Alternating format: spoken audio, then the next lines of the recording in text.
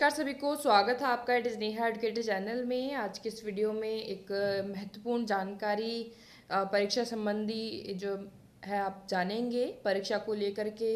और कुछ मेरी तरफ से मैं रिक्वेस्ट करना चाहती हूँ जो कि आप ज़रूर एक चीज़ को ज़रूर मानेंगे। बाकी अपने इस वीडियो को लेकर के आपकी जो भी राय रहे वो आप ज़रूर कमेंट बॉक्स में शेयर करें। सबसे पहली बात तो ये है कि अभी आपकी परीक्षा की तिथि जो है वो 19 सितंबर 2020 है। तो यहाँ पर जितने भी आपके ग्रुप हैं, चाहे आप व्हाट्सएप ग्रुप या फिर टेलीग्राम ग्रुप, इस पुस्तकालय अध्यक्ष परीक्षा को लेकर के, चाहे मैं कह सकती हूँ ये जो चैनल है इसका भी जो टेलीग्राम ग्रुप है, यहाँ पर लाइब्रेरियन के लिए भी ग्रुप है। तो उसमें मैं देख पा रही हूँ कि आजकल जितने ज़्यादा एक आपका जो रिलेटेड जो क्वेश्चंस होते हैं आपके परीक्षा संबंधित, वो ना आकर के बहुत ज़्यादा इस तरह की न्यूज़ आ रही है कि परीक्षा नहीं होने वाली है, ऐसा नहीं होगा, या फिर ये तो नहीं होगी, अभी पोस्टपोन होगी, अभी पढ़ने से कोई मतलब नहीं है। तो अगर आप इस तरह से बातें करेंगे और जो है न्यूज़ फैलाएंगे तो काफ़ी गलत है। मैं इस पर्टिकुलर मेरे ही इस ग्रुप की बात नहीं कर रही हूँ, बाकी सभी की भी बता रही हूँ। तो आप इस तरह से न्यूज़ बिल्कुल शेयर ना करें। अब हम कुछ फैक्ट्स हैं उन पर बात कर लेते हैं। अभी आरपीएससी ने भी एग्ज़ाम्स ली है, तो वो हो चुकी हैं, लोगों ने परीक्षा दे भी दी है और जो है आरपीएससी ने जो एग्ज़ाम है वो भी ले ली है। तो इसमें एक चीज़ तो साफ़ है कि परीक्षाएं हो रही है, इनमें कोई दो राय नहीं है। और इसमें जो आपके कैंडिडेट्स की हम बात करें तो बहुत ज़्यादा लाखों में नहीं है। लगभग आप बात करें तो 87,000 के आसपास कुछ कैंडिडेट्स हैं, तो इनकी परीक्षाएं आयोजित हो सकती है। अभी आप देखेंगे कि बीएसटीसी, प्री बीएसटीसी या फिर प्री डीएलएड की एग्ज़ाम जो है आपकी होने वाली है और उसमें अभी कुछ चेंजेस नहीं आए हैं अभी तक भी। और एक और चीज़ ये है कि जैसे नीट के एग्ज़ाम के लेकर के, जेई एग्ज़ाम को लेकर के जो है राजस्थान सरकार का जो रुख है उसको लेकर के भी कई चीज़ें हैं कि राजस्थान सरकार है उन परीक्षाओं को होने के लिए मना कर रही है। तो हो सकता है कि ये परीक्षा भी ना हो। और एक चीज़ यह है कि अभी तक बोर्ड ने कोई इस तरह से नोटिस जारी नहीं किया है, कुछ न्यूज़ नहीं बताई है कि होगी नहीं होगी। इसका पहले से जो डेट है अभी तक आ गई है, बाकी एग्ज़ाम की भी पहले दे चुकी है।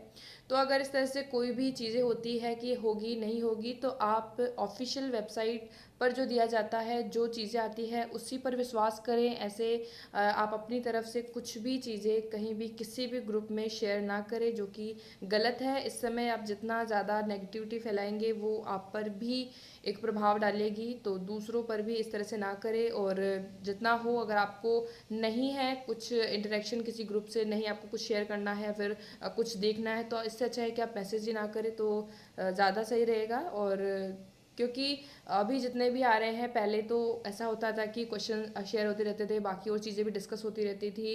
मेरे पास भी जो मैसेज या फिर कमेंट्स जो आते थे वो लेकर के आते थे क्वेश्चंस को, और अभी एकदम से अचानक से इतना आ रहा है कि होगी नहीं होगी। तो आप इस चीज़ को बिल्कुल इग्नोर करें।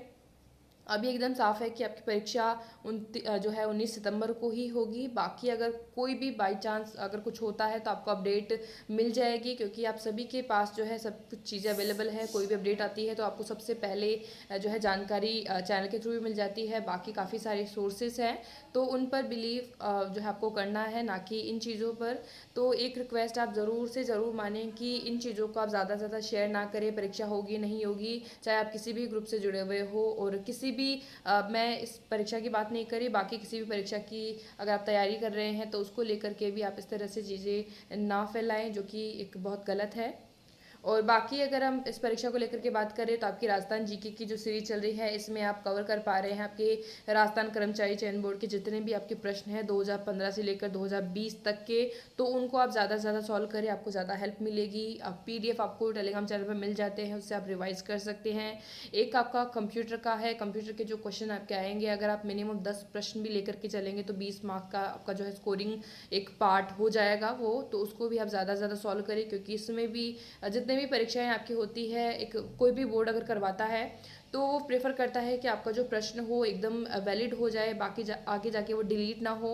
तो काफ़ी सभी बोर्ड की हम बात करें तो वो जो PYQ होते हैं, प्रीवियस ईयर क्वेश्चंस, उनमें से क्वेश्चंस लेने की जो है कोशिश करते हैं। ऐसा नहीं है कि पहले प्रश्न आ गए तो अब बोर्ड क्यों देखा, ऐसा बिल्कुल नहीं है। चाहे आप नए प्रश्न याद करें, चाहे पुराने प्रश्न याद करें, याद आपको रखना है, उन चीज़ों को कवर आपको करना है।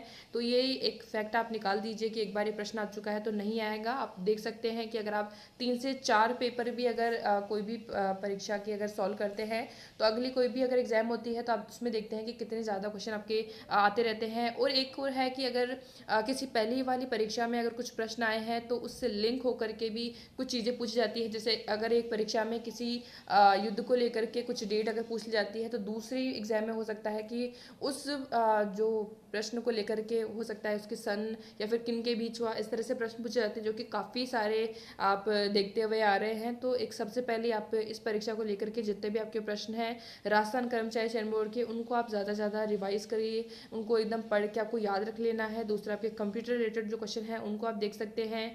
और आपके जो पोस्ट स्पेसिफिक क्वेश्चन हैं जो आपके लाइब्रेरी साइंस से रिलेटेड, जो आप 2016 का पेपर जितने भी प्रश्न हैं वो आपको सारे याद होने चाहिए। 2019 में जो पेपर हुआ है वो भी आपको प्रश्न पता होने चाहिए, ताकि उनमें से अगर क्वेश्चन रिपीट जो होते हैं अगर 5 से 10% तो वो उनमें आप अच्छे से स्कोर जो है कर पाएँ। और बाकी जैसे पहले की जितने भी आपके VMOE की बुक्स से जो है क्वेश्चन जैसे बनते हैं, क्योंकि काफ़ी अच्छा डेटा आपको उसमें मिल जाता है। और जो बुक्स का लिंक है वो आपको मैंने काफ़ी बार टेलीग्राम चैनल पर और यूट्यूब पे भी डिस्क्रिप्शन बॉक्स में भी जो अवेलेबल कराया है, तो वहाँ पर भी जाके आप जो है उनको डाउनलोड कर सकते हैं VMOE की। अगर आपको अभी भी बेसिक्स में कुछ प्रॉब्लम है इसमें जो लाइब्रेरी साइंस के कुछ टॉपिक्स में, तो आप DLS क्या, उसमें जो NIOS की बुक्स हैं उसमें जो लाइब्रेरी साइंस की बुक्स हैं उनको आप देख सकते हैं। उसमें काफ़ी अच्छे तरीके से एक्सप्लेन किया हुआ है, चाहे आपका मीडियम इंग्लिश हो चाहे हिंदी हो, आप दोनों में किसी में भी डाउनलोड कर सकते हैं। तो मैं कोशिश करूँगी कि दोनों का लिंक आपको इस वीडियो के डिस्क्रिप्शन बॉक्स में दे दूँ, ताकि आप अभी भी आपका अगर कोई टॉपिक कवर नहीं हुआ है, क्योंकि आप इस तरह की बुक्स अगर आप देखते हैं NIOS की चाहे आपकिन की, तो आपका जो फैक्ट वाला जो डेटा होता है चाहे डेट को लेकर के या फिर क्योंकि ये आपका जो सब्जेक्ट है वो सारा एक डेटा पर ही बेस है। आपको याद रखना होगा कि जो ये अंक वगैरह जो आते हैं इनको याद करना बहुत ज़रूरी है। ये आपका समझने से ज़्यादा एक एक रटने की भी काफ़ी चीज़ें इसमें हैं। समझना तो है ही, लेकिन आपको और चीज़ें भी इसमें याद रखनी होती है कि इसकी माप क्या है, ये चीज़ें, तो वो चीज़ें आपको एकदम फैक्ट्स में पता होनी चाहिए। तो इसके लिए आपको ऑथेंटिक बुक्स ही हेल्प करती है। कोई भी आप बुक लें पब्लिकेशन की तो मिस्टेक्स आना हर एक बुक में, चाहे आप ज़रूरी नहीं है कि लाइब्रेरी साइंस की हो, चाहे आप किसी GK की बुक भी लेंगे तो भी उसमें मिस्टेक्स तो आएंगी ही 1%। तो ऐसा कोई भी कोई गारंटी नहीं लेता है कि इसमें कोई एकदम भी गलतियाँ नहीं है। तो उस चीज़ को आप अभी इग्नोर करते हुए अगर आपको किसी भी प्रश्न में लगती है तो आप ग्रुप पे शेयर कर सकते हैं, बाकी लोगों से डिस्कस कर सकते हैं। तो इससे भी क्या है आपका क्वेश्चन को समझने का जो है एक क्लियर हो जाएगा। और बाकी जो स्टडी मटेरियल है वो आपको टेलीग्राम चैनल पर मिलता रहता है। बाकी आप प्लेलिस्ट देख सकते हैं जितने भी आपकी GK से रिलेटेड, चाहे लाइब्रेरी साइंस से रिलेटेड या फिर आपके कंप्यूटर से रिलेटेड, तो उनको देख करके आप जो है अपना रिवाइज कर सकते हैं। सो आज की इस वीडियो में इतना ही। सो मेरी एक रिक्वेस्ट जो मैंने की है वो आप ज़रूर ध्यान रखेंगे। So thank you for watching. आज के इस वीडियो में इतना ही। बाकी लिंक आपको आई बटन पर और डिस्क्रिप्शन बॉक्स में मिल जाएंगे।